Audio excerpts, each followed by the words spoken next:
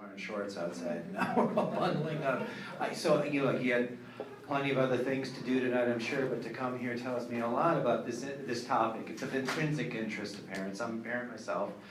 And so dealing with now with a first grader and a third grader. And so I have to put what I now teach to educators and parents into practice. And, it's one of those things that's quite interesting. What I say now, I have to actually back it up by actually doing it at home. So what the purpose of today is to give you an overview of something that's very important. It's stress management. Oh, by the way, how many of you have ever experienced stress before? Oh, good, I'm glad. So I'm not speaking just by myself. Yes, stress, of course, it's ubiquitous. It's in everything that we do. I want to walk through the idea of what perhaps students are experiencing when we think about stress and anxiety. But first of all, I want to talk a little bit about this idea of health. We all talked about health. Let's go back 250 years ago, even in Cincinnati, Ohio. What do you think the life expectancy was back in 250 years ago in Cincinnati, Ohio? 50. Yeah, you're pretty close. You're actually overshooting the mark a little bit. It's around the early 30s. But if you think about why that would be, 250 years ago, if you got a cut, what happened? Infection. Yeah, you better pray you didn't get it infected, right? What about the water, the air quality? So the idea of health at that point was just basically survival. That's all we were trying to do. There really wasn't much else we could do. The advent of course, the turn of last century with the advent of antibiotics, among other things, it significantly propelled our health and our idea of what health is. Till about the 1970s, when we had a lot of diseases eradicated or controlled in many respects, we began to think about health beyond just survival, beyond just idea of mortality. And we went from trying to survive to life meaning. And what that meant was we got to think about some other domains that are important to our lives. Things like, that was coming up here, mental and emotional and social awareness and academic dimensions. All these things came at the forefront about 50 years ago. Fast forward to today, they still are. More importantly, we really start thinking very seriously about these. How many of you are parents? Let me ask you a question. You all have children. What are the skills you want your child to have when they're 18 and older? Can you just tell me? What are the skills you want? To be independent. Independent, good. To be happy, what else? Very good. Problem solvers. Resilient, which means? Being able to cope. Be able to cope. Social. Social awareness. Social skills, picking up social cues, critical thinking. Healthy. Being healthy. Confidence, personal accountability could be another one. It's really interesting because I've done this for decades. I know I look like I'm 16, but I've done this for decades. I've asked teachers, I've asked leaders, legislators, I've asked parents the same question. And nobody has ever said, and how ironic we're in schools, nobody's ever said, I want my child to be the best reader they possibly can be. I want them to master algebra. That's part and parcel for what we do, but that's not the ultimate end goal for what we want our children to be, right? We want them to have all of these skills. However, the problem is that when stress interferes with that, it not only interferes with learning, it interferes with the very skills we want as parents to have our children. So what can we do to help? And that's what today is all about. The idea is thinking health beyond just this idea of this dimension of survival and perhaps mastering one domain, but thinking about the child in totality. And we don't think about health anymore as this either-or thing. We think about it along a continuum. And the reason I want to bring this idea up is that there's meaning behind this wellness continuum. We've actually collected data about this. And so what we have found when we map academic outcomes to this wellness, now I'm going to look right here, this average wellness. It's nice to be average, there's nothing wrong with average. But we've collected data and we've mapped it along here, and for every step downward in this continuum, your GPA, for example, goes down by as much as 15%. Your state test scores go down. So there's meaning even behind average to optimal. What can we do, and why isn't every child, every student, every individual, why are they not at the optimal range? Well, there's a number of factors, but the most important factors are stress and anxiety. That's what seems to, if you really want to bring it down. Of course, there's other things we can think about, depression and everything else, but stress and anxiety seems to be this thread that's woven across. So that's what the purpose of today is. The purpose is just to give you a brief overview of stress and anxiety and its impact on student development. Now, I say student development, but most of the things I'm going to say to you is going to apply to all of us. As one of the other things I do, I'm affiliated with the UC Stress Center. You familiar with the UC Stress Center? If you're not, I want to do this because this is very important. It specializes in PTSD. We're going to spend a very small snippet about PTSD. But PTSD, it's a pervasive thing. And until about 6 years ago, there really wasn't a good place in this community where you can get good treatment for PTSD. Are you familiar with Joey Votto? Okay, Joey Votto. He gave a lot of money to the Stress Center to get it started, and this is very important because what he wanted to do is he wanted to pay for the services even if a family, an individual couldn't afford it themselves. It's 558-5872 is the general information line. If you have or concerns about anything, somebody you know, perhaps you or your child, give us a call. We'll be able to help you with that. 558-5872. We specialize in PTSD, and we treat everybody. We treat students from age 13 up to 95 right now. We have somebody that are at 95. So it doesn't matter. And it doesn't matter whether they can afford it or not. We'll be able to pay for it. So I want to make sure that's my community service to you. So thanks a lot. Have a good night. So let's talk a little bit about the idea of what we can do to help in terms of empirically based suggestions, things that you can try at home. Now, I'm a psychologist. I'm one of these guys that can talk about what we do in therapy. But you know, a lot of the stuff that we do in therapy are the very things you could apply at home and in the classrooms that we do already. So I want to make these suggestions pragmatic, but effective. So I want to leave the end of this session, end of this hour, to talk about some of the things you can try at home that seem to be important. But as you can probably tell from my annoying nasal twang, I am not from here. I am from South Dakota. How many of you are from South Dakota? How many of you have ever seen the state of South Dakota? Good for you.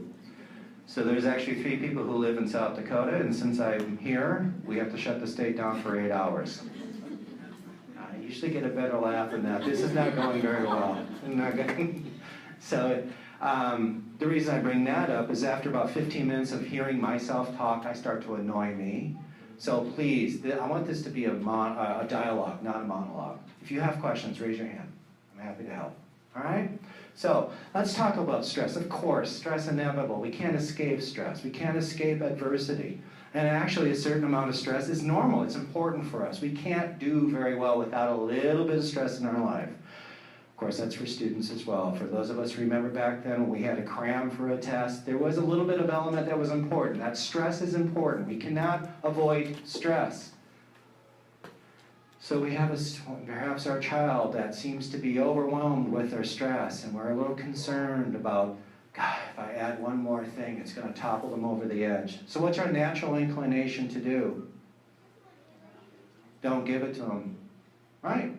And that's reasonable. But what are we actually teaching our students, or our children? Avoidance is not cope. Remember those skills you guys just mentioned right at the beginning stages? How does that help us with those ultimate skills? By having them avoid the stresses. The goal for us is to help the student work through whatever stresses they face. That's resiliency, right? So that's the important thing I want to make sure of. One of the key things about anxiety and the key things about stress is avoidance. And I'll walk you through why that is. There's an evolutionary reason why we want to avoid sometimes. You get that added level of stress. But the important thing is we don't want to have somebody avoid it. We want to teach them the skills to work through the problem. The beneficial aspects, of course, of stress, they greatly diminish if they are overwhelming. So I'm not talking about positive stress. I'm not talking about these points of adversity. How many of us have ever experienced adversity in our lives? Maybe it's more important, how many of us have never experienced adversity? Good, good, okay, we're all realists. Of course, adversity is important. Let me ask you another question. Did you learn more about yourself and perhaps the world because of that adverse experience, or did you learn more when you were most comfortable? Adversity, of course, it's a great teaching moment as long as it's controlled, of course. We're all going to experience adversity. It's one thing to experience, and it's another thing that it overwhelms the individual. So one of the things I'm talking about is positive stress. These are adverse experiences. Typically it's short-lived. We learn from it. It may not be pretty in the moment, but we learn from it. And the other thing, of course, is tolerable stress. These are even more intense. Again, the experience is relatively short-lived. How many of you have ever lost a parent, right? When you were in that moment when you lost a parent, you probably really couldn't see beyond that. It was so difficult to do that. And if somebody was to say, it was to tell you it's going to get better, it was hard to see that. But it was short-lived, and believe it or not, we lived through this. We learned something about ourselves and others. I'm not even talking about those experiences. I'm talking about this chronic, toxic stress, these intensive adverse experiences sustained over a period of time, over and over and over. These are the areas that I'm really focusing on when I speak of toxic stress. Now, when we experience a child or our students, or among other things, we see them become overwhelmed, and we often think about, what are you getting so upset about? This is not a big deal. But I want to walk you through, because there's a perception, at least with stress and anxiety, it's all in our minds. But there are physiological reasons why this happens. And so I don't have a whiteboard, so I typically would draw the picture of the brain to walk you through. But I'll use this diagram of the brain to walk you through 3 specific areas that are implicated in anxiety and stress. It happens. All right, how many of you have children that actually go to the school? How many times have you driven to this school? More times than you can think of. Was this the same route you drove tonight as normal? Yeah? Hello? Is on? All right. Can you tell me every step of the way in that car to here? Can you tell me everything you did? Would you say that because it's been so ingrained in your memory, you were able to shut parts of your brain off to do other things? Maybe listen to music, talk on the phone, if you're my wife, put on the makeup in the morning, whatever it is, but you turn parts of your brain off. That's normal, right? But let's say, for instance, this morning when you were driving your student off, or you were just driving yourself, you're driving along and you see a red car, we'll just call it a red car going a little too fast at an intersection you're about ready to reach. What are you going to do? You're going to do a behavior. You're going to stop the car. You're going to say, oh, well, I'm being videotaped, but you know what I'm talking about. But what are you going to do first? You're not even aware you're doing it. That's the behavior. You're going to slow down. That's another behavior. Exactly. You are going to focus on that red car. Are you aware that you're doing it? No. No, you're not aware you're doing it at all. It's taking over for you. It's happening right about here. Now, I point out right here, if you just take your finger and go up your spine to where the back of your head meets, that's where it all begins. It's a brain stem. That's part of a larger structure, but that's the brain stem. The brain stem is responsible for doing things you're not even aware of, your heartbeat, your pulse, your respiration, all that other stuff. Meaning that if you damage this thing, it doesn't matter if the rest of your brain is fine. You're kind of dead. Not to be morbid about this. So what's it really ultimately responsible for? Survival. Very good. Keeping you alive. And one of the ways it's going to keep you alive is you're constantly searching for threats. Anything unpredictable, out of the ordinary, unanticipated is going to make you attend to it. You don't even know you're doing it. You just do it. And you know, when that thing does it, I call it buzzing. It starts to buzz, right? Means threat. So when that red car was coming, you're going to immediately attend to it, and if I was to microscopically insert you into your brainstem, you would see it buzz. You know, every organism has a brainstem. It doesn't matter how complex they are. They have a brainstem. It's the oldest part of our brain. And when that thing buzzes, most organisms are programmed to do one thing. Let's see if we have it. I'll test you guys. If a lion is threatened, what's a lion going to do? I was expecting more, but let's try this one. Gazelle. Flight. Good, good. Possum. Yeah. I gave cues too. They play dead. Flight, flight, freeze is right in this area. Now it's close, it's linked to other areas, but that's where it begins. You know what's really interesting about human beings is that we have the tendency to do one of those 3. We can do one of those 3, but through genetic heritage and maybe how we've observed ourselves, we typically do one of the 3, not all the time. So how many of you are married? And how many of you, when you get into an argument with your spouse, what's your natural tendency? How many of you want to fight back by arguing? How many of you just say, I don't want to deal with this? And last time I did this, one of the males said, I just freeze. Wait for the next instruction from my spouse. Fight, freeze. That's where it begins. You know what, I mentioned, that was a physical thing, wasn't it, that car. But most of the things that we experience with our students, or even when we get upset, how many times are we being physically threatened? So, you know what's interesting about this brainstem? It doesn't care. It doesn't know what the difference between a physical threat and a psychological threat is. It just sees threat. It doesn't know if it's real or if it's memory. You know, a lot of us times we think about something, and that can elicit that threat. It doesn't care. It just sees threat because it's unpredictable, unanticipated. It will threaten. It will try to program you to respond. So I think about these things, and I'm writing a book right now. And the book is talking about what I think are the universal rules of human behavior. And you can help me out. Can you help me out here? Because I have this argument with my wife. I say there are 3 fundamental human rules that if any one of these things are violated, that's usually when we get upset because it's a threat to our survival.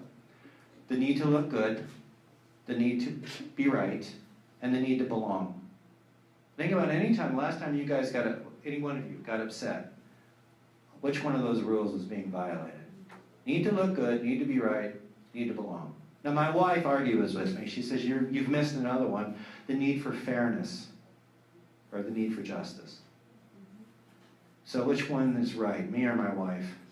I always knew that. I never had anybody say, you're right, Dr. Gilman, and your wife is completely wrong.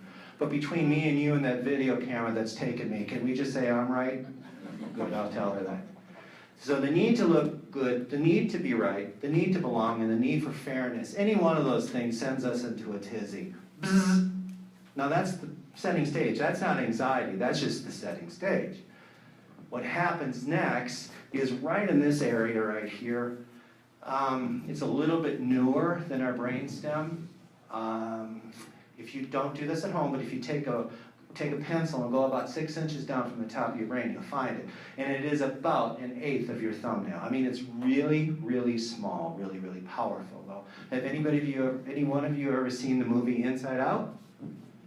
Tell me the characters of Inside. Only 2 of you? You guys got to get out more. All right. So tell me the characters of Inside Out for those of you who've seen it. Joy? Sadness? I heard anger. Fear? Disgust, good, you got them. Those are the basic, what we think of those are the basic emotions. Our brain, or our emotional center is, again, because it's relatively old, it can't process all of them. It really has 5 primary emotions, and that's what I love about Inside Out. I don't have to spend 45 minutes talking about it. You just remember the characters. Those are the basic ones. It's not like those are the only ones we have. So think of a color palette. We have secondary emotions too. What do you think jealousy is? What's a combination of? Anger plus? Yeah, that's what we think. It's anger plus fear. So it's combinations. But more importantly, when this thing starts buzzing, it automatically sends an impulse to our emotional center. Let's put yourself back in that car. You're about ready to hit that intersection. Here comes that red car at you. What's the emotion you're probably going to experience? I would hope fear. Yeah, right. Completely rational to be fearful in that moment. That's the key, right? What was happening is that thing was going, Wah! And because it was doing that, it really carved a channel to the fear network. So let's say, for instance, you didn't get hit, thank goodness, but tomorrow you're driving, you see another red car. Not that red car. It doesn't even have to be the shade of that car, but it red nonetheless. What emotion are you going to experience? Fear. It wasn't going any fast. It's just the idea of looking at that made this thing go bzzz. And because it already carved a channel to your fear network, it's easy to experience the same emotion again. You know, that is so powerful. There's been studies, and that have been conducted, where we have put 65 and 70-year-old individuals in an FMRI. Are you familiar with an MRI? Right, that small little tube that if you're claustrophobic, good luck to you. Makes weird noises. An FMRI is the same thing, but it can see your brain doing things in real time. So we've taken these 65 and 7-year-olds, we've put them into the tube. Now these 65 and 7-year-olds, they've had horrific experiences when they were actually age 10, so this is well over half a century later. Maybe it was a car accident, maybe it was sexual assault, it doesn't matter what it was, but they experienced something over half a century later. We asked them one question: what happened to you when you were 10? Simple. And as they were relaying the story, you literally see that connection being made. Remember when I said it's not just in your mind? There are physiological connections that are happening. Remember, this doesn't know whether it's real, whether it's imagined, it just sees threat. And it will respond in kind. That's the important thing. All right, so here's where the problem is and here's where the solution is. The problem is, if you take your finger, you don't have to, but it's your temples on out, what is that called? The frontal lobe.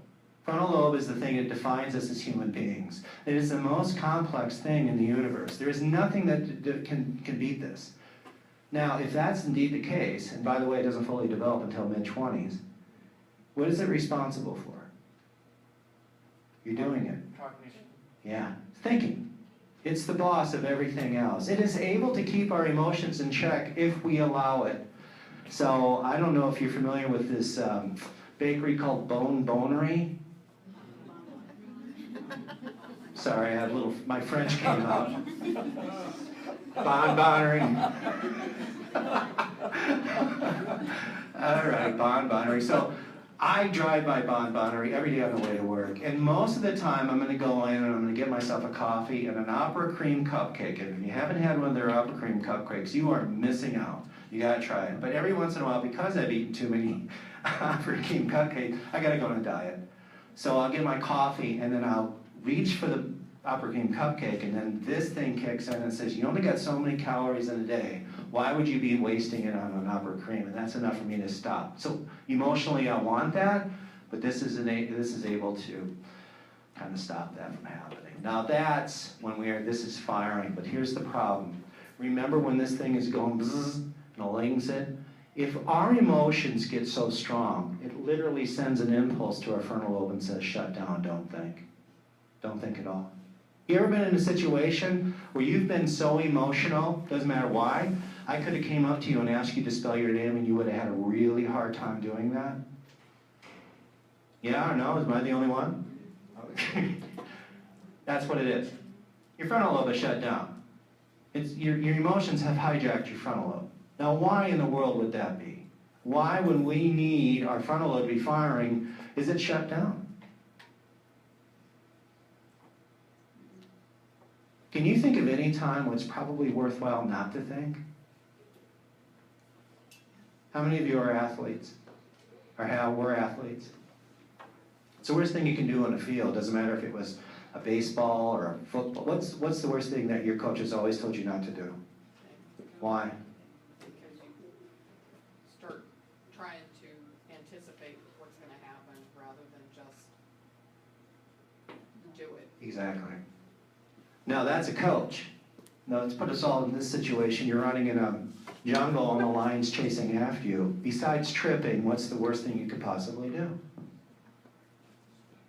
Stop and, if I go here, or should I go here? That nanosecond of thinking is enough time for the lion to catch up and eat you. This is an evolutionary thing that's going on right now. Essentially what this is saying is that when this is firing and your emotions get too strong, that's evolution. All you're trying to do is survive. Again, it doesn't have to be a physical threat. In the moments of those psychological threats, the need to look good, the need to be right, the need to belong, the need for justice, those things can become so powerful for that individual. This just wants to get you out and survive another day. The reason I'm bringing this up is how many times do you reason with your child when they're in those moments? Using your words, talking to them. How many times do you do that? I'm not being critical because I do the same thing. And how effective is that? Nah, it isn't. They're not willing to listen to you. Why aren't they willing to listen to you? Exactly, it's shut down. They're not willing to listen to you. They're not thinking. Okay, I just lied to you.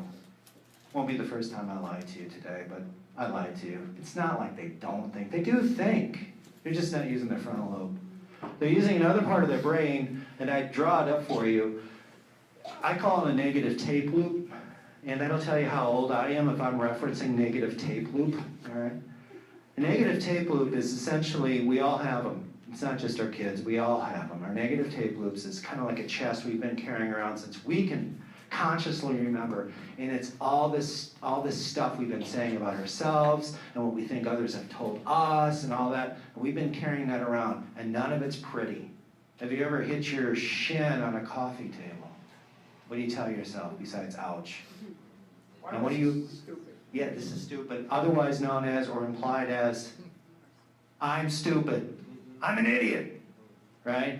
Really strong stuff. Not necessarily true, but in that moment, those are those negative tape loop thoughts. How many times have you worked with your child trying to understand what they're saying and they're telling you negative tape loop thoughts? Things like never, this always, if I do this, this is what's going to happen. Those are negative tape loop thoughts. So it's not like we don't think, we do think, but we're not using our frontal lobe. And they're automatic thoughts. We don't even know what's in that chest. Point of it is, however, is how many times do we try to talk the student, or talk your child down? Oh, come on, that's not true. And how often does that help? I'm only setting the stage of reality the way we see it. It's just who we are. But please know that there are physiological reasons why we do what we do. We just don't do it. By the way, can I tell you the secret of life? Hello? Can I talk to you the secret of life? Now, I can't draw it here, but I'll walk it through. Here's a quiz for you. Do you think that we do behaviors just for the sake of doing the behavior? We just impulsively do it. Or are there reasons why we do our behaviors? Yeah, we may not know what those reasons are, but they do happen nonetheless. Let's label that A. A is the event. So at the beginning of every behavior, which is downstream, something has to cause. It could be a memory, it could be a statement, it could be something, but it's an A nonetheless. And then here's where we get it wrong, in my opinion, especially therapists. We get this wrong, because we want to focus on your feelings. Tell me how you feel. Label your feelings for me. Yeah, so you can do that. And most of us think that A will automatically lead to a feeling. Let's label that C. C is our feelings. The 5 emotions I'm talking about. A leads to C. I'm missing a letter. What's a letter? What do you think B is? No, B, behavior is the end result, but that was good. You're doing it. For those of you who are still with me. You're thinking, right. Secret of life is A leads to B, leads to C.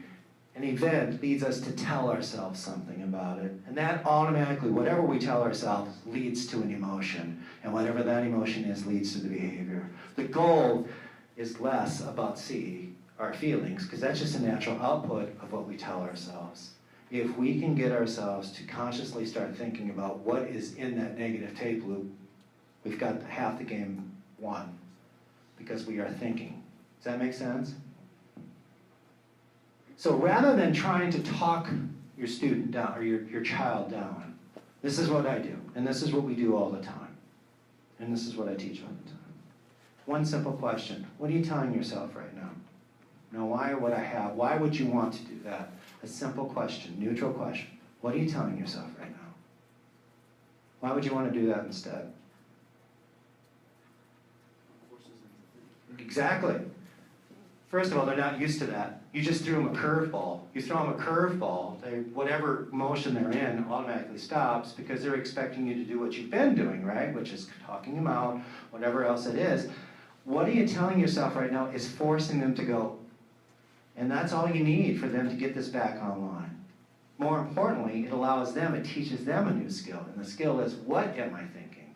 Because if you can get them to identify whatever that thought is, whatever that ugly thought is, again, you got at this point about 70% of the battle won. Make sense? All right. So I just want to walk you through the physiological reasons of why anxiety and stress often can feel overwhelming, because they are overwhelming. mind, because this very thing that will walk them through solving the problem, i.e. the skills we want to teach them, is down, it's shut down. We've got to get it back online. And in the next 15 minutes or so, I'll walk you through some skills in which we hijack this whole evolutionary process. All right, any questions? Because I'm thirsty, I'm going to get myself something to drink. Yeah? That strategy of asking the question or maybe telling yourself, does that work? Like, how young of a child do you think that can be effective with? Well, if you want to get into, that's a really good question. You know, I have a first grader. We were doing this when they were in kindergarten. They're not going to get you much. You're not going to get yourself a nice talk, but more importantly for younger kids, it's what can we do to de-escalate that connection that's being formed. Typically when you get these negative tape loops, that any child, any age can get you that, but to discuss it, among other things that I'll teach you in 15 minutes, it's usually around 6th grade or so, but you never can tell a precocious child. And I've worked with a number of them, much younger, and they were able to not only identify, but to challenge that thought. Good question. Others, before I go on? Is there ever a time that you can make your child think too much? Yeah, give me a little bit more, because I like that. Overthinking things. Oh, yeah. It's not so much that it's overthinking, it's what are you thinking about, right? That's the key. And typically, this is the problem with the negative tape loop. Again, we don't know what's in that negative tape loop, and it's all this stuff. And it's easy to, these negative tape loops, these things we've been storing, the most recent ones are fresh, so we're able to do that. But if they don't work, we'll just keep digging down. We'll go way back in our past. This oldie, moldy, smelly stuff doesn't matter. If the shoe fits, we'll apply it. We're really good about beating ourselves up. I don't know why. And what's going on here. Let's say, for instance, what my thing is, I violated that rule of looking good. I know I'm not looking good right now, right? And if you're a parent that comes at me very well-meaning and tries to interject yourself into that, what could I possibly be interpreting that as? I'm right. I don't look good, and now I got my parent coming to me to tell me this stuff. So you see how it can perpetuate? And now we're into this whole spinning thing, and that's what's going on. Basically, that tape loop, I'll just put it right here, does this. Now we're kind of like in a hurricane. And nowhere in this thing, as long as it's doing that, are we able to activate the frontal lobe. We've got to do something to activate the frontal lobe. And the way to do that is not by overthinking.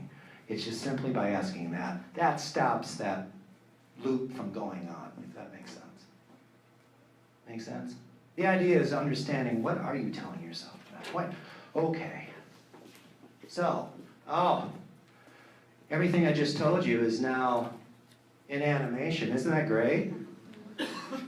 I did that myself. I was very proud of myself. It's the only thing I know how to do.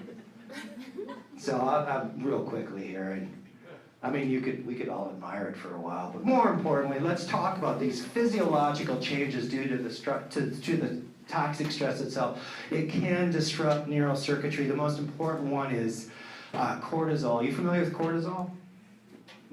20 years ago, we wouldn't have known cortisol. Cortisol is one of these things that's probably one of the most well-researched output of our anxiety or hormone, among other things. Of course, there's adrenaline. Just think about that time when you've gotten so upset. And what's happening, it's not just these connections being made. You know, our stress hormones are going on. A little bit goes a long way, and we need a little bit. If you've ever competed in anything, it doesn't have to be an athletic event, it could just be something. Maybe even a game with your brother who's a little bit more competitive than you want to be, and now is the time I'm going to beat him. You're going to have a little cortisol, and that's going to be good. But the longer that somebody is in this sustained cortisol level, that's not exactly the best. How many of you are in high-stress jobs right now? And it doesn't have to be, it's your perceptions of stress, but high-stress jobs. Teachers, I think teachers are in a very high-stress job. And I ask teachers this all the time. I ask them, when you get out of school? And they'll tell you the date, right? When you guys get out of school? Is it May 31st or whatever? Okay, and I asked the same thing. I go, okay, that's the date that you get out of school, but when does your body know that school is finally done? How long do you think it takes? 2 weeks. Yeah, About on average, it takes 2 weeks. So yes, the body, we tell ourselves, yeah, okay, woohoo, I'm off for school, but I'm still kind of geared up for the next 2 weeks. Why is that? Yeah. Think about a life of a teacher, or anything else we're doing that work with people. Can we really predict human behavior to a point where we know that Jimmy, this day, Jimmy's going to do this, Johnny's going to do this? We don't know. So we're always prepared for the unanticipated. And any time that we prepare for an unanticipated, that cortisol level shoots a little bit more. How many of you have push mowers? Yeah, okay. Got that little, what is it, a car primer? That little bubble, right?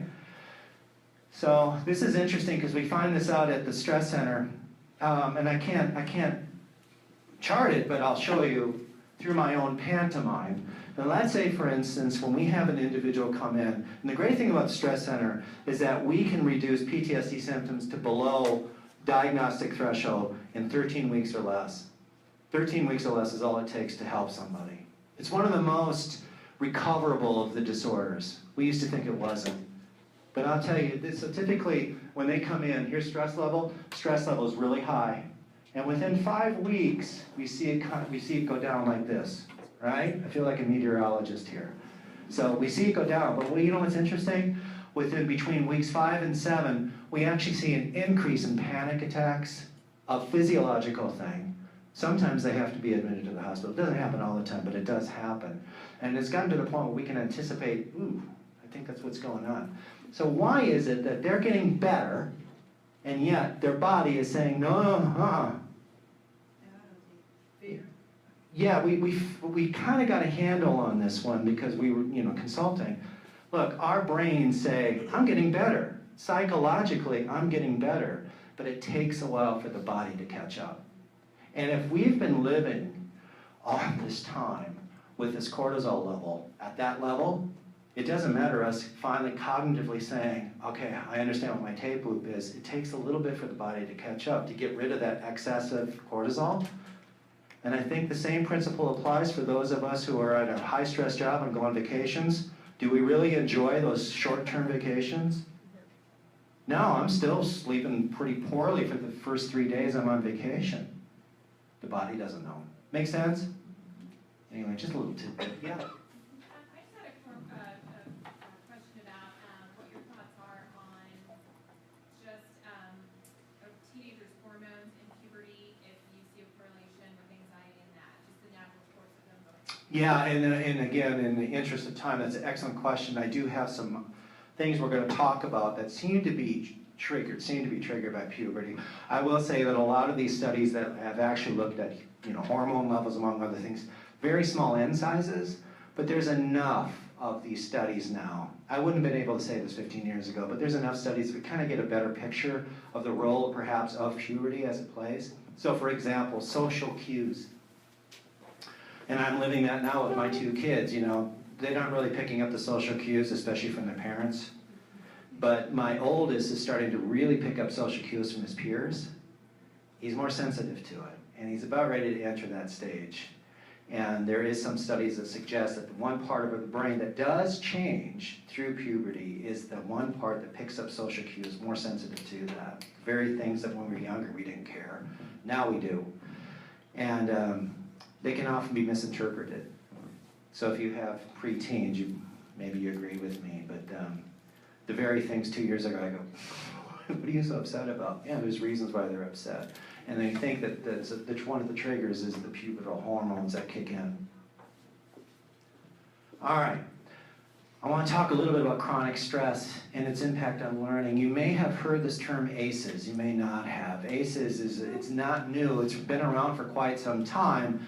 It probably is the most, is one of the largest studies that have actually looked at the impact of stress in the form of traumatic experiences on outcomes. And the reason I'm bringing this up is that there's still follow-up studies on this one, and we use this to kind of glean what does stress look like and its impact on learning and development. So It is the largest study of its kind. The only problem with this study, it's all retrospective. It was asking adults to look back on their life and report the number of adverse child experiences, i.e. ACEs. And when they did that, they were able to categorize into really 3 groups. One, of course, is abuse, physical, emotional, and sexual, and then neglect. And then all the other things that individuals are reporting, for example, if my parent was incarcerated, of course, that's a very adverse experience. And so over there you have the outcomes. You know, it went from basically no adverse experiences of those 17,000 to 12.5% of those individuals experiencing 4 or more. And there was a correlation between the number of adverse experiences and outcomes. So I want to point that out. So for example, one of the biggest things about stress, i.e. trauma in this case, is that it impacts all kinds of memory. And of course, if we think about learning, we think about academic achievement, memory is a huge component. And what we know is that these ongoing stress, toxic stress levels can affect that memory center. What we were finding here is it's not just one form of memory, it's multiple memories. More importantly, if I can get this baby to work, let's take a look at education outcomes themselves. So you may have it in front of you, but it was looking at the number of events and who actually graduates. Look, 50 years ago, my father didn't graduate from high school, so 50 years ago, it wasn't such a big thing. He did fine with his life. It is huge. You have to have your high school degree. But in terms of this outcome, and this is relatively recent, what group up there is most likely not to graduate from high school? Those who have multiple adverse child experiences. Now here's the problem I have with these studies. There's nothing wrong with it, by the way. Here's the problem I have, is that it's a correlational study. It's looking at the number of verses. But we are also finding it could be one. It could be a big one. If I'm in a car accident and a near-death experience, oh yeah, that's going to affect me quite a lot. So it may not necessarily be the number, it may be the intensity of the experience itself that does the same thing. And more research is coming out to support that. Everything's retrospective, but follow-up studies, we're looking at percentage of children with adverse experiences who are currently experiencing significant academic problems. And again, there's a correlation. The more adverse child experiences there are, the more dire academic outcomes there are. So there is a difference, there is a huge thing. Now I'm talking about traumatic experiences. I want to make sure you're understanding that. I'm talking about stress, heightened levels. But I'm also, one of the biggest criticisms I have about this is what was being reported by these 17,000 individuals and what is missing. What is an important part of your child's life, in all of our child's life? Think of those 3, I'm going to say 3 universal rules. And one of those is missing. What do you think it is? We've got the physical, we've got the emotional. What's missing? Thinking, No? Safety? We're all together. Social. Social. Social is huge, right? The need to belong. There are fundamental things in our brains that are wired to protect against the threat. Even the thought of being ostracized makes this thing go, threat. The social connections. And the reason I want to do this is that social rejection is one of the most strongest and most common traumatic, stressful experiences. I'm bringing that up because most of my research right now is looking at the power of social connections and lack thereof. Well, let's say, for instance, we all hang out for a week. We all go to Great Wolf Lodge and have a great time. And in that week, I just observe you. Now, when we first start out, we're all kind of seeing each other. And at the end of the week, do you think we're all going to be lovey-dovey with each other as one group? Human nature being what it is, we're going to start gravitating to people that we like, we have commonalities, and we're not going to like others. That's just the way it is. If I was to map you all, I would give you a questionnaire. I'd say, who are you hanging out with? Tell me who you hang out with. And it would be a spider web. That's what it would look like. And the reason I bring this up is I'm big into the analysis of social networks. Not social networking. I don't even have Facebook because I don't know how to program that thing. But the idea of connection, and where they are and why that's so important. So in South Dakota, as I mentioned where I'm from, there's not much to do in that state, especially in the winter. So you play basketball. And since there's not a lot to do in South Dakota anyway, sports is really high on the totem pole when we think about schools. And so here I thought I was just king, right? Because I was a jock and I knew things. Now I went back to my most recent high school reunion and it was a long time after I graduated, I'll just give you that. So I thought I knew everybody because I was, you know. And when I found out is that individuals were introducing themselves to me, I thought I never knew them. I had no idea who they were. I thought they were married to some of my classmates, and sure enough, no, they were my classmates, never knew them. And that's what got me into this idea. So I began to start thinking about my own social network, and what we find is, again, picture yourself a spider web. If you've ever seen a spider web, there's usually a center, right? Pretty strong center, pretty insulated when it comes to social networks. These are usually the high visibility students. What do you think they are? Could be athletes in some schools. What about the really high achieving schools? Who do you think they might be? Smart kids, right. My wife graduated from Walnut Hills. Any Walnut Hills graduates here? Sorry. And she said to me, because we were talking about these findings, and she says, it wouldn't be the athletes at Walnut Hills, because they usually don't have very good sports teams. It's usually these really smart individuals, Harvard-bound, among other things. Those would be the ones in the middle. You know, it's fine about being in the middle. Problem is you're pretty insular in that middle. Everybody recognizes you, but who you hang around with is pretty small and tight. Now the reason I bring this up is if that one individual decides that he or she wants to partake in a risk behavior, what do you think the others in that group are compelled to do? Why? What happens if they don't? What's the threat? Getting booted out, right? That power of social connection is so important, even in the middle of that group, of that thing where everybody knows you. So I'm really focusing on the ones on the outside of the spider web. These are the ones that don't really get a lot of connections with each other. And for the longest time, we were really focusing on these children who were acting up in class, who were disruptive, or among other things. And I call them the active ostracized. And the reason I say this, you have the findings there. Socially ostracized because of disruptive behaviors is one, and we usually focus on them, and for rightly so. If they're disrupting class, we have to make peace in this class. We've got to do something about it. But there's another group, and this is where it was coming back to my high school reunion. I didn't know this classmate of mine, not because they were disruptive. I just didn't know them because they blended into the woodwork. They were the social wallflowers. And we forget about them, by definition.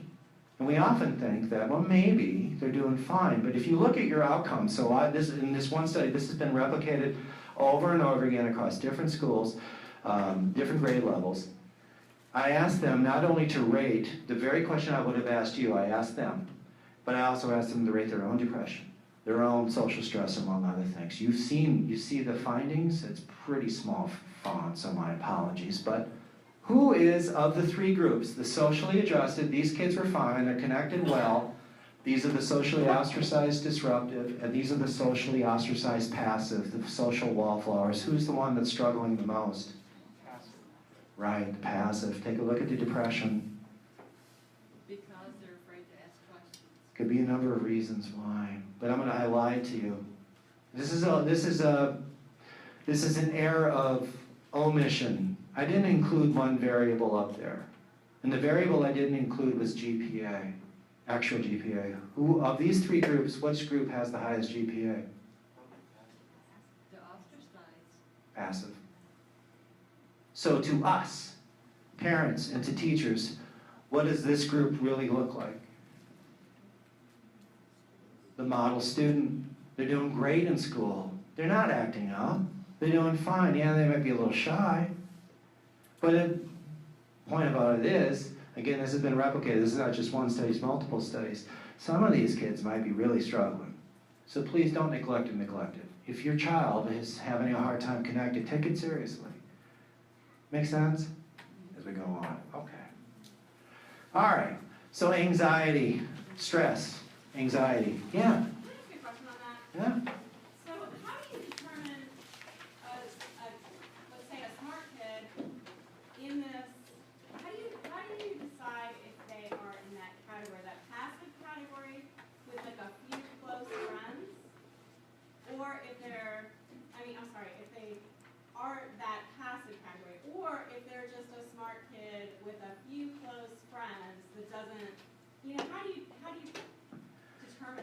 Well, that's a good question. If they have a few close friends, then they're not ostracized, and they're fine. It's the kids that don't have any friends. You know, they're kind of really on the outside looking in. Those are the ones we want to think about. They spend a lot of time, they're going to seek connections, and sometimes it's going to be electronic. Most of the time it will. We will find ways to connect. By the way, you know, we think about these ostracized disruptors as loners. Well, I can tell you that's really not true. Yeah, they'll be booted out of the larger peer group, but who are they going to find to hang out with? The other disruptors. So they kind of form connections, but they're just on the outside. They form cliques on the outside. So that's what happens. The ones that I want to focus on are those single isolates. They have no connections. So you go give us skills that we can use to. Yeah. Yeah. Yeah. So, anxiety in children is often overlooked. At one point we thought there was no such thing as anxiety. This was back in the 60s and 70s. You know, distress like depression and anxiety and PTSD, among other things. Children couldn't experience, young children couldn't experience because they weren't cognitively enough. That's not true at all. They can experience. I'll walk you through it real quick here. But I do want to focus on a couple of these things. Social anxiety disorder. For example, it's that irrational fear in the presence of social performance situations. Remember when I was talking about that red car? That time one red car where it carved a thing? Are all of us aware of all of our children's time one experiences? No, it would be folly to think it. So sometimes when our child is overreacting, we think, you're really overreacting. We just may not have seen the time one experience. And one of the time one experiences, of course, is the presence of social or performance situation. Maybe they just completely fell flat on their face. And again, it's all about perceptions. It's not our perceptions, it's their perceptions. If they felt that they completely, dire, catastrophically failed, that is a time one experience. My time one experience may be happening right now. In high school, I was voted most likely to wet my pants in front of a parent group speaking about anxiety.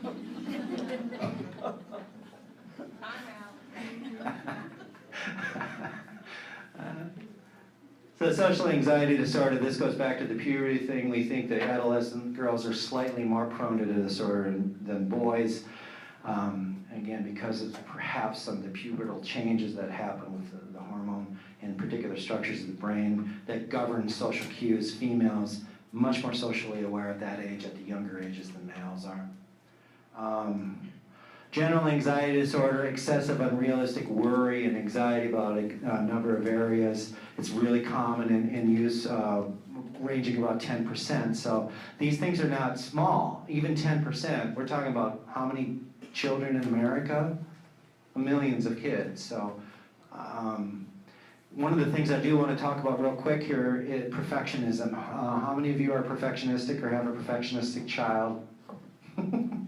You know, there's nothing wrong with being perfectionist. If I need a brain surgery, I want my doctor to be a perfectionist, right? But we used to think that perfectionism was a bad thing because it was destructive to have such high standards. But more and more of our research is showing there's actually two types of perfectionists. Both of them have equally high standards. I mean, really high standards in comparison to anything else. The adaptive perfectionist is able to accept when their performance doesn't match their standards. They use it as a learning experience. And they're driven by a sense of mastery. I'm learning. I know I'm going to screw up. But it doesn't get in the way of trying new things. Maladaptive perfectionists, on the other hand, cannot accept when their performance doesn't match their standards, which is pretty much all the time. And for that reason, they're not driven by a sense of mastery. They're driven by a sense of performing. They have to achieve. Does this make sense to anybody? Okay, good. So they'll do things actually to hijack it because they know that they're not going to reach their standards. They may not even do it. Procrastination is huge. My God, you're brilliant. How come you're not turning in your homework? You're so lazy. Well, maybe it's not laziness. Maybe they just know it's too much effort because I know it's not going to match it. So they're driven by a fear of failure. The goal for all of us is not to change their standards. Standards are fine. It's not the standards. It's the acceptance when they're not going to. One of the things I do with my students when I work with them is this has nothing to do with therapy. It has nothing to do with it. It is getting them to be involved in a personal growth project. And their homework assignment for me is I want you to choose something that you've always wanted to do, but you've never had. Why don't you guys try that? This is great. I want you guys to choose one thing you've never done yet, you've always wanted to do. No excuses, you got to do it. Maybe it's picking up a new language or a musical instrument. Especially for those of you who said that you're perfectionists, this is going to be very painful for you because you're going to fail in the way. But you're going to learn something about this. More importantly, what we've found with families who are highly perfectionistic is that they don't admit failure. They don't want to show failure. The very thing we want to have the student learn from. So I worked with a family, and it was wonderful for the parents to admit when they failed because they actually went out and failed and walked the student through how they're processing that. The very things that I was teaching them, the coping skills. And what we know is that this observational learning is much more powerful than trying to teach them directly. Personal growth project. It has to be ongoing. It has to be something that is a skill, and usually it's under a coach or whatever. But you got to fail. You got to learn how to fail, and that's one of the things we can do. So far, so good. How much more time you want to give me? I can keep going. Okay. Nobody's throwing fruit yet. More money. How many are you familiar with post-traumatic stress disorder? I won't go more than 15 minutes. Good, PTSD. PTSD, again, is, like most of it, isn't just seriously considered until about 1980. We didn't think they could possibly get it, but the prevalence rate is between 4 and 7. I want to address some myths about PTSD. One myth is that if you get it, you can't get rid of it. It's actually one of the most curable things, and I'll walk you through real quickly why that is. Number 2 is it only happens to those who are in like battle conditions, right? Only combat veterans get it. But what do you think is the most common reason to get PTSD? What's the most common reason, factor, way?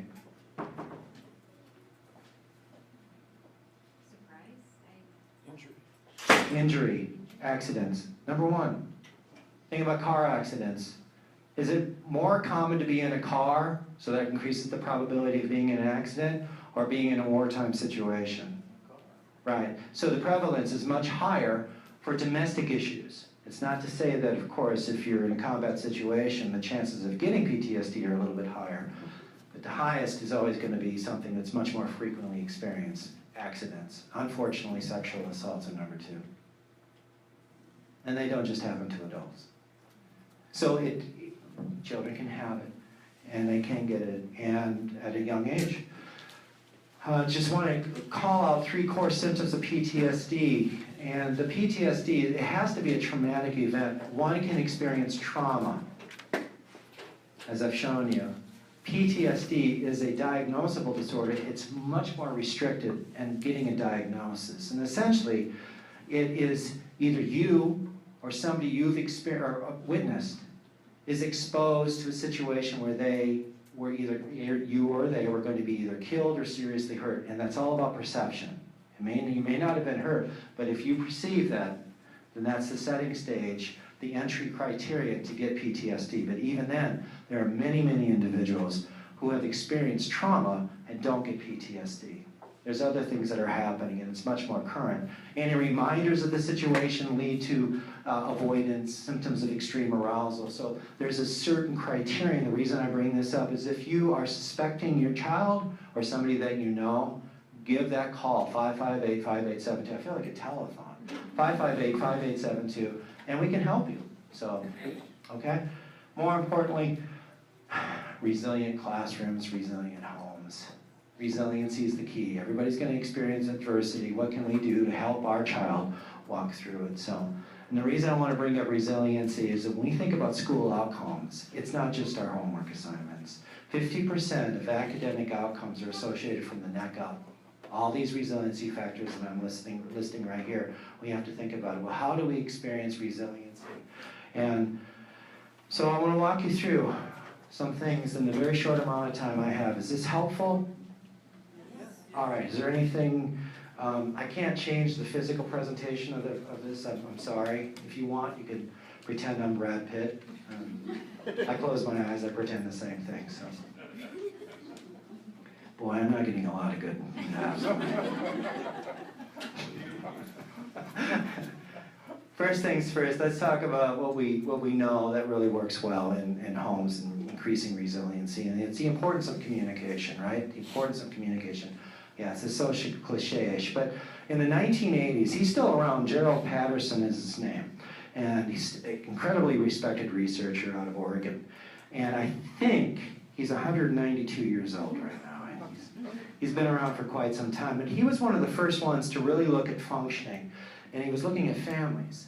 And he was looking at factors that lead to a well-working family and a not-so-well-working family. And he found two factors.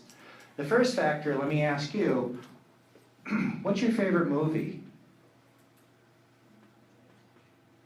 Oh my goodness, this is going to be a long 15 minutes. Ferris Bueller's Day Off. Okay, that's a good one.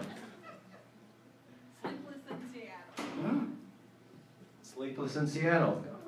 Is there any men in the audience? Goodfellas, good, I like that, all right. Anybody else? James Bourne. Bourne? Got it. If you notice, a good movie, the movie that really resonates with you, there's really two reasons why it's so good. One is you got a great director. You got to have a good director. That director knows everything about that movie. Knows the pacing, knows the thing, but every actor knows that they have to fall in line with the director. You forget about that. You forget about when you're looking at that movie, it's just, people reading lines on a blank sheet of paper. But they have their roles down so well that you get sucked into the story. So in a really good, well-working family, who's directing the movie? The parents, yeah.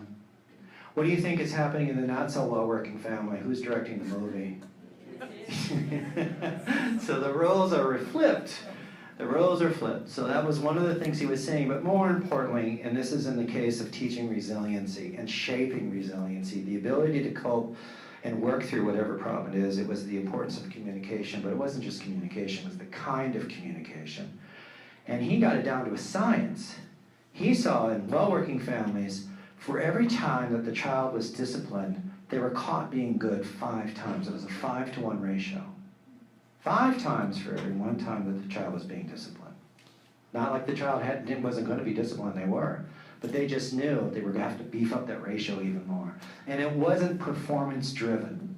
Great job, Joey, you got an A. That wasn't it at all. It was these things we wanted to shape. So, how's your ratios? I'm going to print a t-shirt, and that's what's going to be. How's your ratios? Don't have to say it, but oftentimes in not so well working families, what do you think that ratio is? Negative. Yeah, it's usually, if you're lucky, if you got one, right? It's usually flipped. So one of the things we want to do is just keep the 5-to-1 ratio in mind. When you're seeing something that's, all right, they're not doing that very well, what's the opposite of, what do you really want them to do? Catch them being good, and you have to verbally reward them for that. Don't take it for granted, verbally reward. It is amazing the power of human speech. There are, again, in our brains, they are programmed for human speech. We want to hear it. So that's one, 5-to-1 ratio. Just focus on what you want to do on that one. But more importantly, let's talk about when your child is starting to escalate. Oh, when that train is about to leave the station. And how many of you try to talk them down? Try to?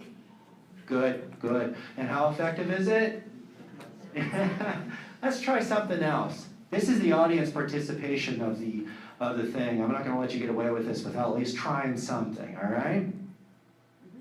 Wow, you're really looking really excited about this. It's not a big deal. I just want you to relax. Just sit up straight. Just please relax. Just relax.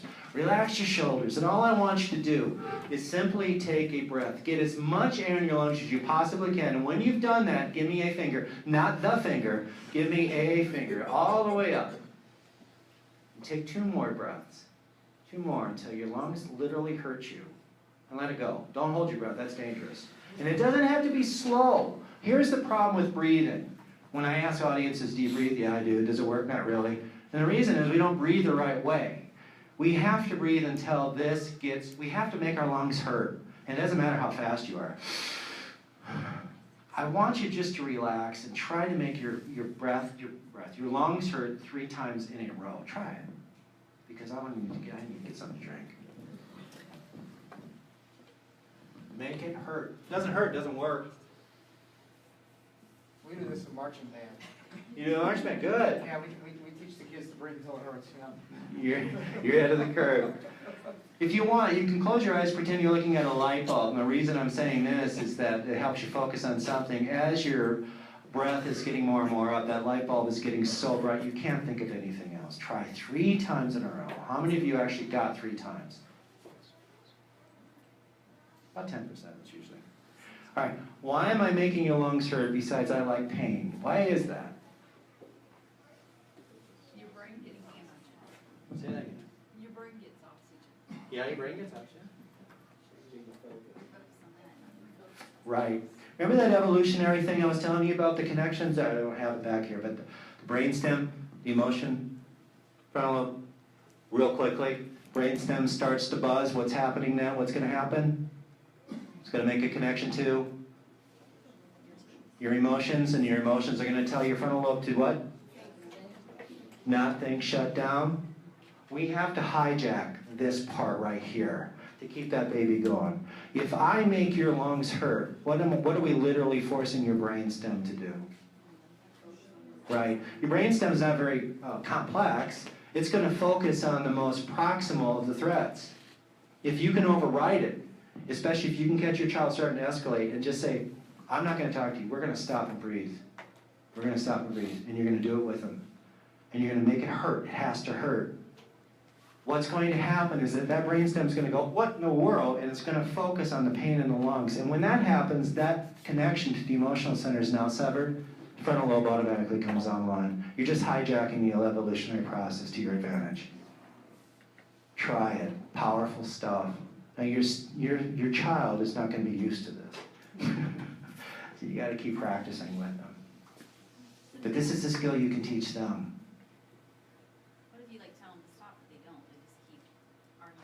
Yep.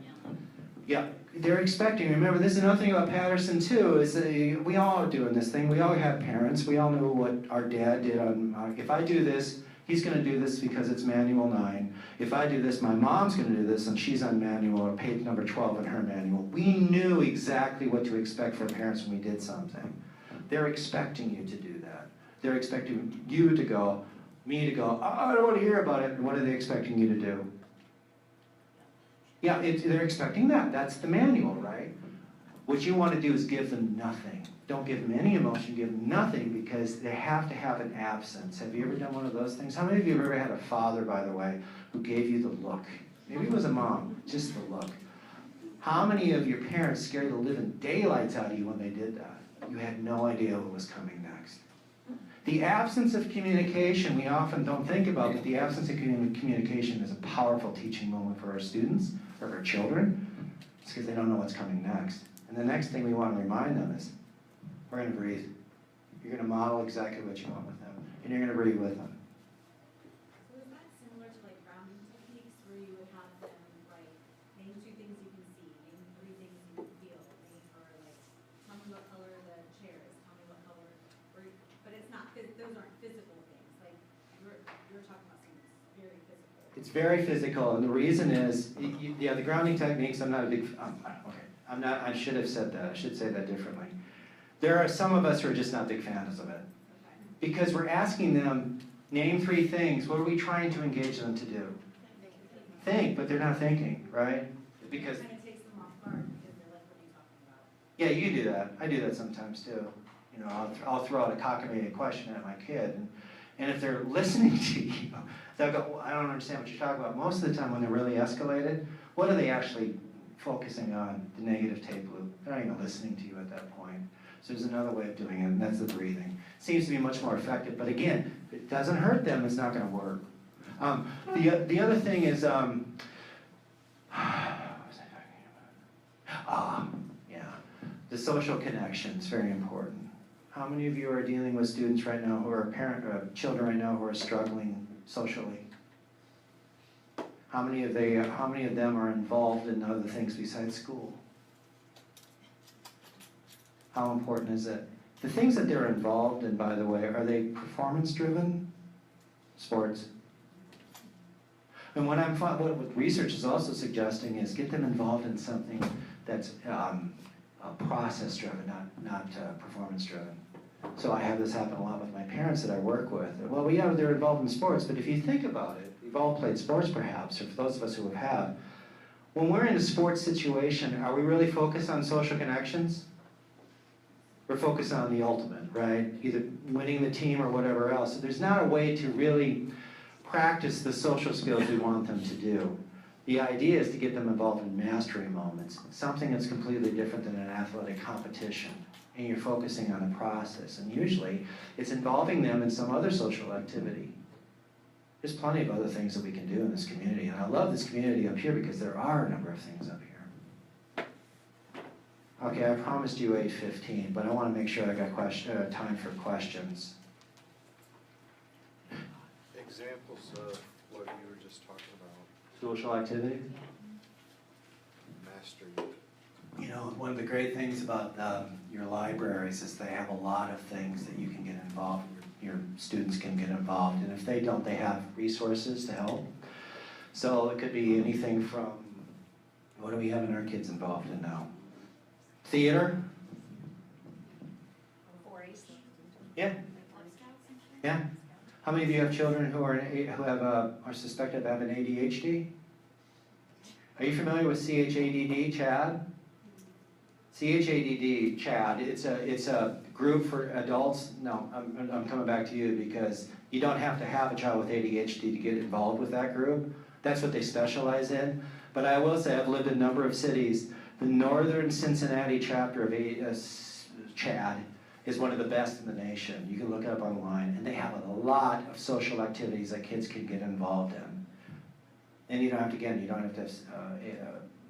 ADHD to be a part of that. So that's another way to look at it. But the great thing about up here is you've got a lot of resources to help you out. You don't have to solve it. And the thing about it is, as parents, don't identify for them. Have your child identify what they want to be involved in. Now they may go, I don't want to do it. You're going to reward them by finding the one and sticking with it. Other questions? Careful of your stress levels. Obviously, you have to take care of yourself. The very things I'm showing you are the very things you can do now. So, how many of you have adolescents? All right. Can I spend 5 minutes with you? Because we've talked about the breathing. But let's talk about when they tell you their negative tape loop. Oh God, those are ugly thoughts, aren't they? How many of you are familiar with Socrates? Good, all right, Socrates, right? I bet you didn't think you were going to get a Socrates lesson tonight. Socrates, of course, is considered the father of Western philosophical thought. If I was to take you 2,500 years ago in the past, we're all wearing togas, hanging out. And I'm an ugly guy. I got a weird nose and I smell because I don't really take good care of myself. And I ask these annoying questions. And one of the questions I ask you, I say, hey, what moves, the earth or the sun? Do you know we're moving right now as we speak about 17,500 miles an hour? Can you feel it? No. But there is something that's moving. It starts in the east, goes over the sky, sets in the west. So if I ask you that question, what moves, what's the center of the universe, the earth or the sun, what would you say? The earth, right? And I would say, are you sure? What would you say? Yeah. You're using evidence, your frame of reference to support that. So we came up with a thought experience. You ready for the thought experiment? Let's say you were born in a cave. You've been chained to a cave. You've been looking at the back of the cave. There's a fire that's projecting your shadow. You've never seen what you've looked like. You've never even seen anybody. You've just seen your shadow. And one day I walk in and I say, what do you look like? What are you going to base what you look like on? So, describe yourself. What do you look like? Ugly, misshapen, pretty tall. And I ask you the same question. Are you sure? What would you say? You know what I do then? I do something really crazy. I flash a mirror in front of you and I say, now what do you look like? What are you going to base what you look like on now? After you're done freaking out. After you're done freaking out, yeah. After you're done freaking out. You're going to base it on the mirror. What does that shadow mean to you now? Nothing. It means nothing. But it did. It did until that point when you gave them a different perspective. When I showed you a different perspective, your life has been based on your knowledge of the shadow. What do you think your negative tape loop is? It's all shadows, right? It's all shadows. We don't know whether it's true or whether it's not. The idea of those automatic thoughts is rather than letting your child run with them and not challenging them, I want you to do two things. It's called Socratic questioning. And remember at the beginning stages when I said, I'm going to teach you some things that we do in therapy? You don't have to be a therapist to do it. It's really two simple questions. First question is, evidence for. All right, give me the evidence. Give me the evidence for that this is true. What you're doing is you're feeding their fire. Let them tell you all the pieces of evidence to support what they just told you. And it may be pretty ugly stuff. Let them say it. Evidence for.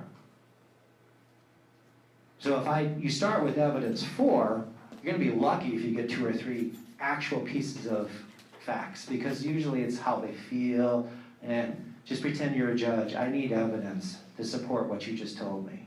I'm never going to get another date. I'm never going to get into Harvard. I just failed this math test. Okay, tell me evidence that you're not going to get into Harvard. What am I showing? What are you doing at this point? Am I talking you down? No. No. Tell me evidence. Now, if I've done that, if I have done the evidence for, what am I going to do next? Evidence against. And what do you think evidence against is? It's the BS rule. It's all the evidence to suggest that's not true.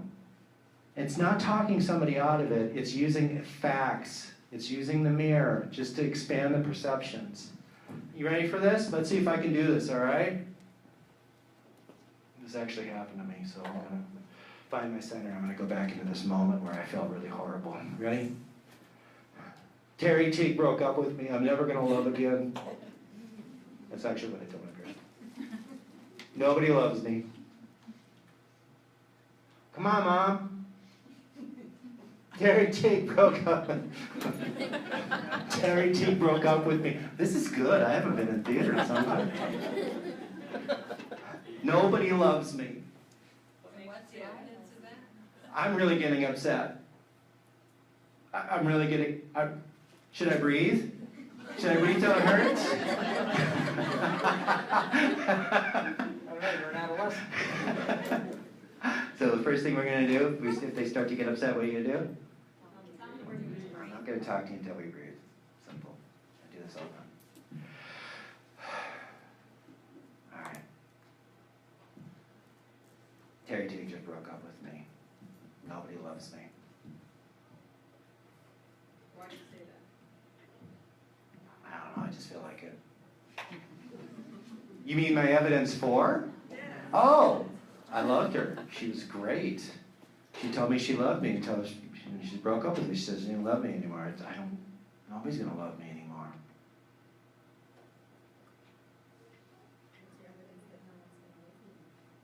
Well, I can give you another piece of evidence too. You want to exhaust the evidence for before you get to the evidence against, because if you don't exhaust all evidence is for, that one rock that wasn't overturned, about a half hour from now they're going to go, oh yeah, I remember this one too. Yeah, Josie also says she didn't love me. So you got to keep going. All right, fine, yeah, that's fine. Give me another evidence for. It's almost like you're leading with your chin. And you're getting them to learn, all right, what is the evidence for? What am I doing? I know it sounds kind of like, what in the world? But what are you getting them to do by these questions? Think. That's what they're doing. They're thinking. They're getting it back online. So let's go back to the evidence against. All right, evidence against. You know that Josie person who broke up with me? You want to learn anything more about that? Like how old I might have been? All right, I was in the 2nd grade.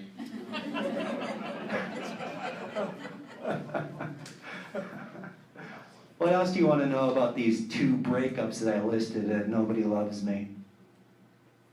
Why did they break up? Oh, they just said they don't break up with me. Can you want to think about it? Are these the only 2 people that I've ever dated? Did I ever break up with somebody? I broke up with 3 girls. Yeah, I did. 2 of which I said I didn't love anymore. Boy, may they gaga about me. Do you see what I'm doing? I'm not trying to convince anybody. They're convincing themselves using their own evidence. That's Socratic questioning. By the way, you do it all the time. Have you ever gone out to a bar and your friends said something just like, what? And you catch them on it?